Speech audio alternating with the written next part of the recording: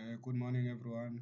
I hope that you are doing well this morning and that you slept well and are going to churches this Sunday, the different denominations, of course. But today I'm not here to talk about the church itself. I'm here to talk about the death of multilateralism. Uh, Looking at South Africa's visit to the USA to strengthen diplomatic ties between the two countries, which are the leading economy in North America and also the leading economy on the African continent. So, meaning that these were the powerhouses of the continental political game. But of course, maybe South Africa had other plans to go and visit Canada and also to visit Mexico, the neighbors of the USA, to also check how the policies of the USA are affecting those countries, particularly their border policies. Because in South Africa, we also have a border problem. Obviously, we have the Border Management Authority, which can learn from other border management authorities, maybe in the state of Texas and also other states which border the United States, maybe to the north or to the south. Because the United States is lucky, actually not happy, but is lucky to not have neighbors on their western and their eastern flanks. But of course, they have the Cubans, which have a history with them of embargoes and sanctions and the Bay of Pigs and all types of social relations between the Cubans and the Californians and all of that. But really, what I want to talk about is the issue of red tape or bureaucracy. Remember that Donald Trump entered the White House saying that he was an outsider in his first term as the 45th president of the United States, as an outsider who wanted to do away with the corruption of Washington, which includes unnecessary red tape, which prevents effective political action.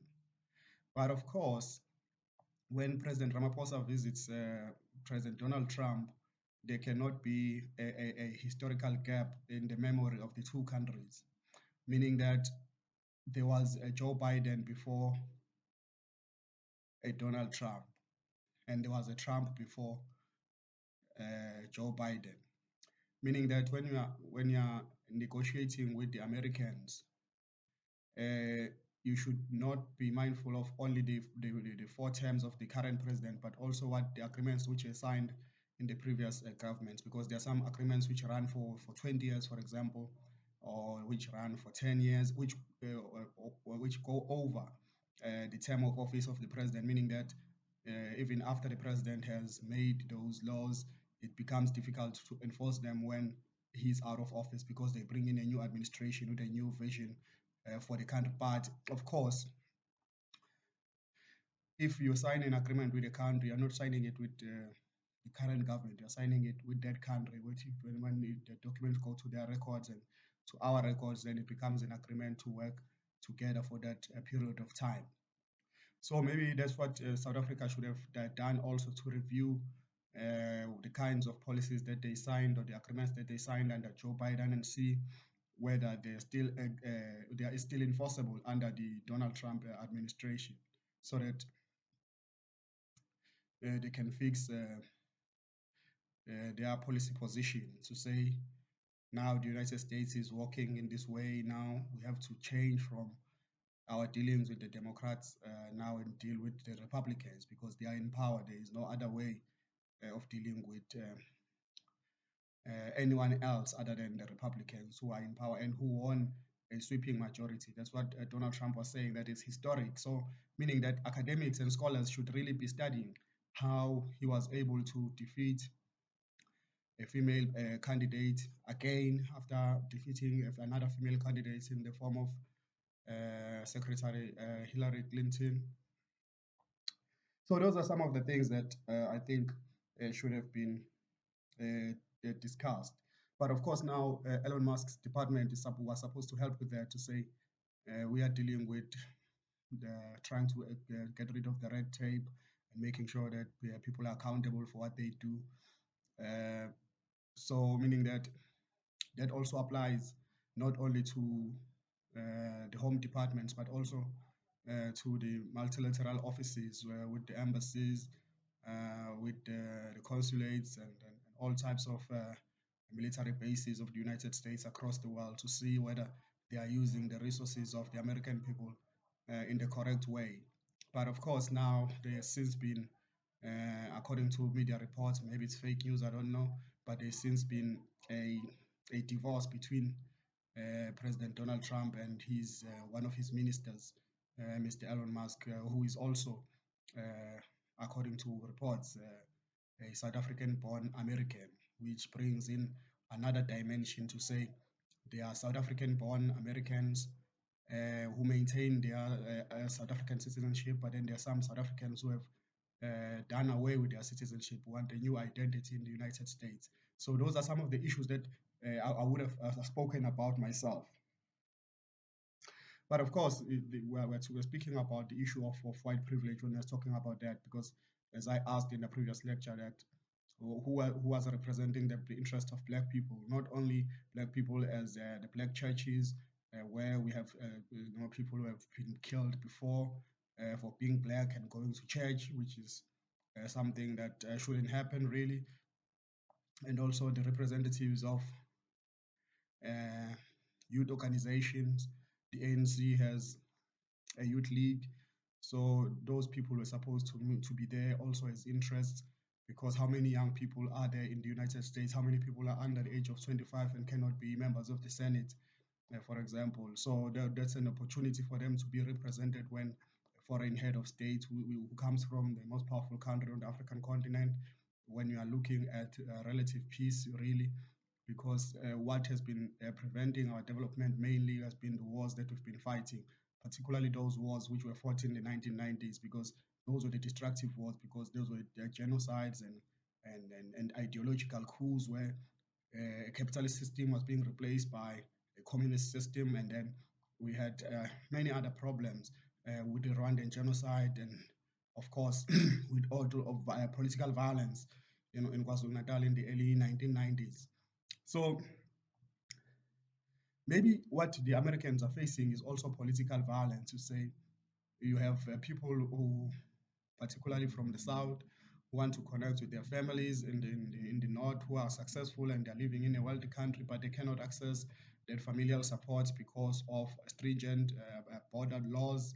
Uh, Meaning that, of course, looking at it from a South African perspective, looking at it from a human dignity perspective, we might look at the border problem in a different way to say, instead of having so many Mexicans coming in, they know the number, uh, then why don't we facilitate the transfer of monies from the USA to Mexican families? So if a person wants to send money to their family members, it should become easy for them to wire that money to Mexico, so that they can improve their standard of living in Mexico, so that they don't lose their Mexican experience. But of course, a person who has worked in the USA should be able to send money home, and that money should not have tariffs on it, because he's supporting his family who which should ordinarily be with him, but is not with him because of stringent border laws and also just political history in that particular region.